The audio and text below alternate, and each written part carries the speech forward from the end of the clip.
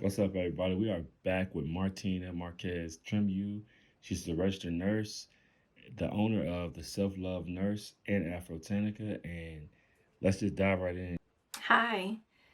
Hello, everyone. Thank you so much for having me on Cancel Culture Podcast. I am super excited to be here, honored to be here, really. So, yes, I'm a registered nurse and I have been for going on 7 years at this point. Most of my experience is in cardiovascular surgery and general cardiology. I've worked in the hospital setting, doctor's offices, outpatient clinics. And earlier this year, I had the opportunity to contract with FEMA administering COVID vaccinations, which was super cool. Currently, I work part time as an occupational health nurse for a hospital here in Atlanta.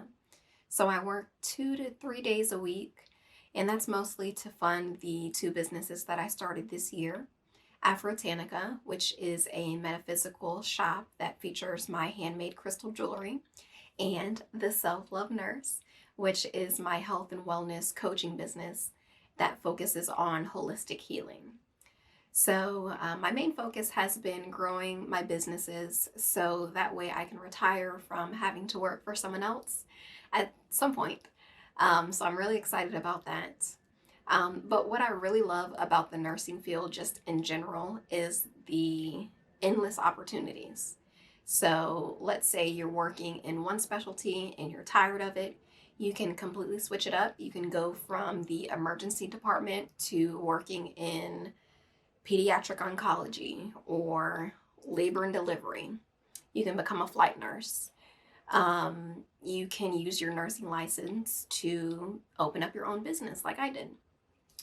If you are tired of working at the bedside, you can go back to school, get your master's degree, and work as a professor or a nurse practitioner.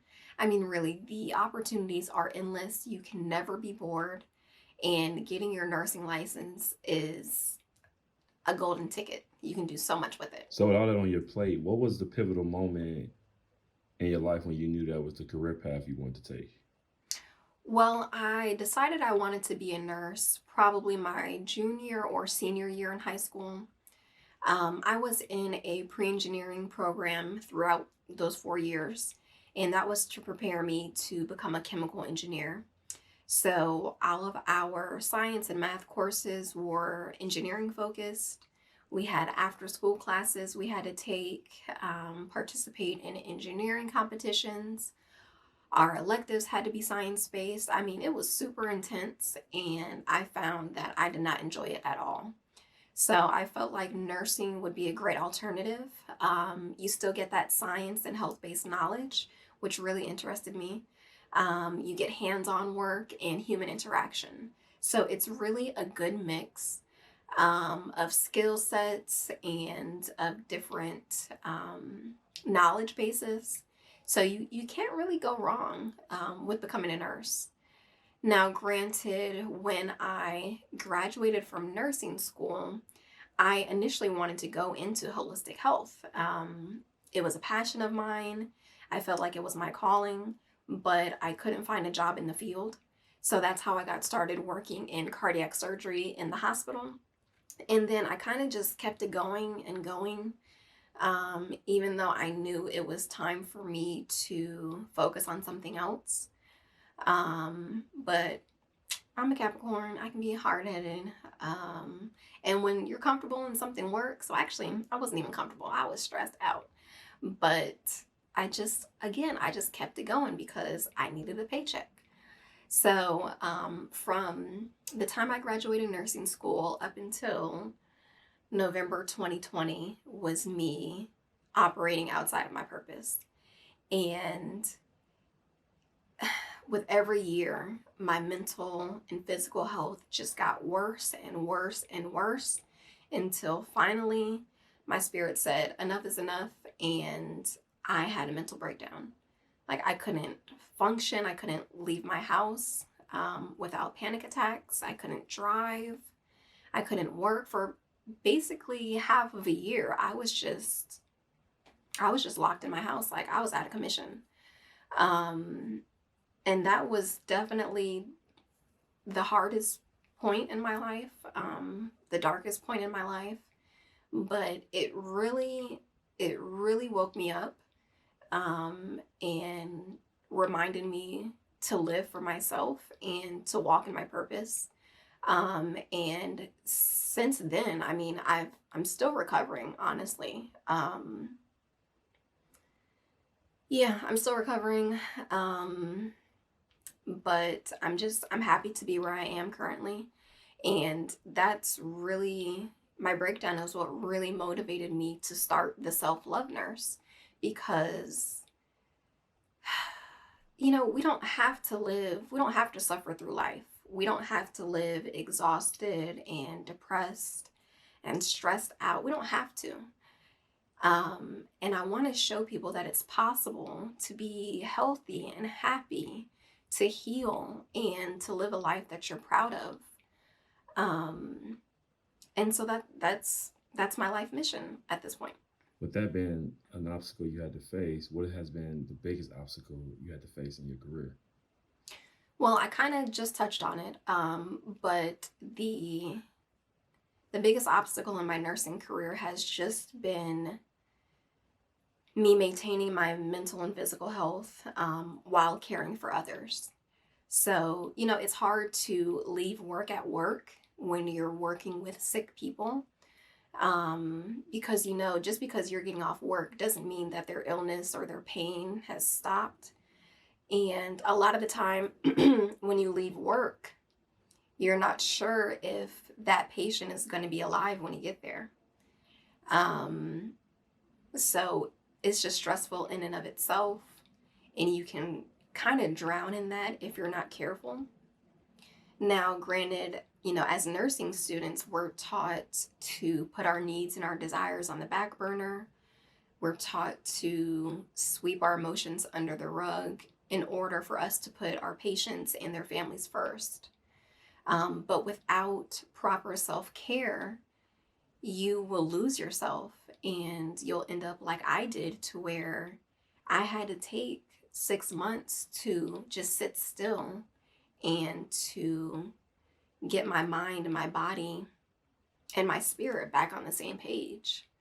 Um, when you mix in, you take a person who wants to be a nurse because they care, because they have a big heart, and you put them in a working environment that is short staffed.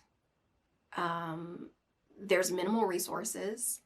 It's high stress, fast paced. There's just more and more demands. And then on top of that, you can barely pay your bills. That is a recipe for disaster.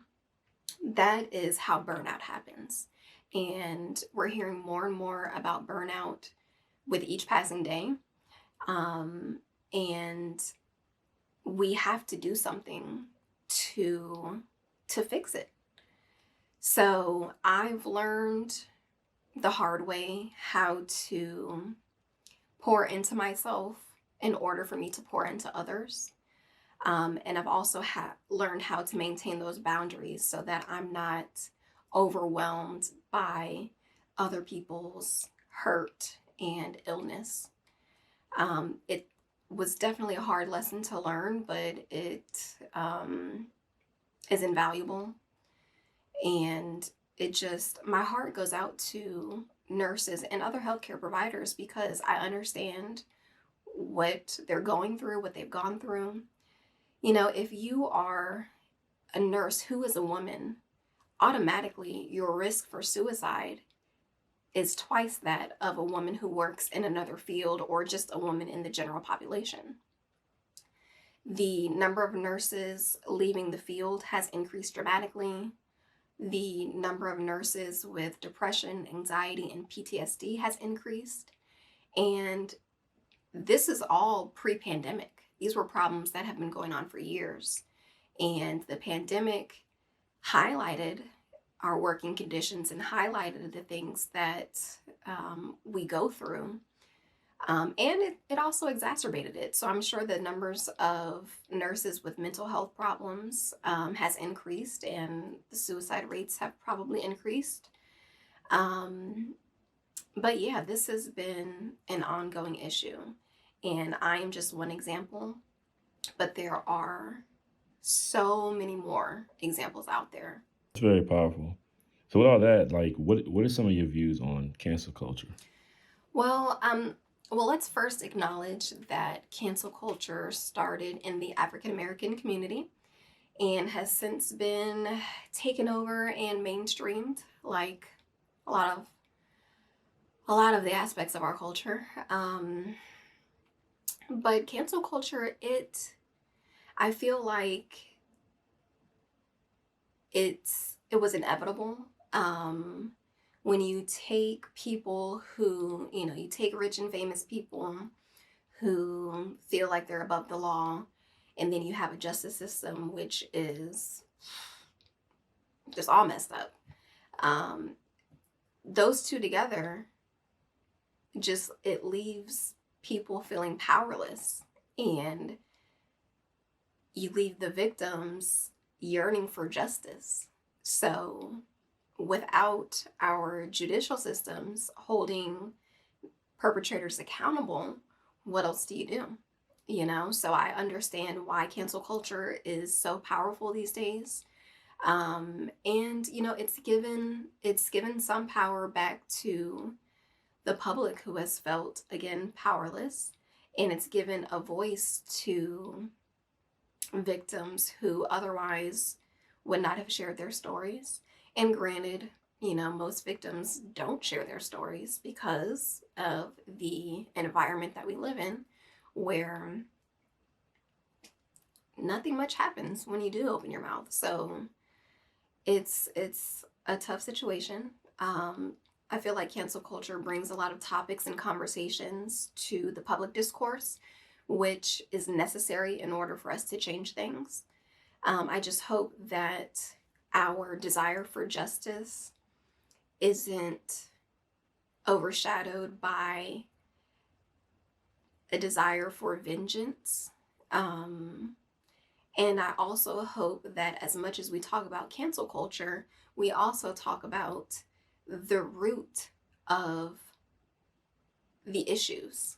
You know, as a society, we have a lot to talk about when it comes to women's health, women's safety, women's access to a number of things. So I feel like a lot of good has come from cancel culture.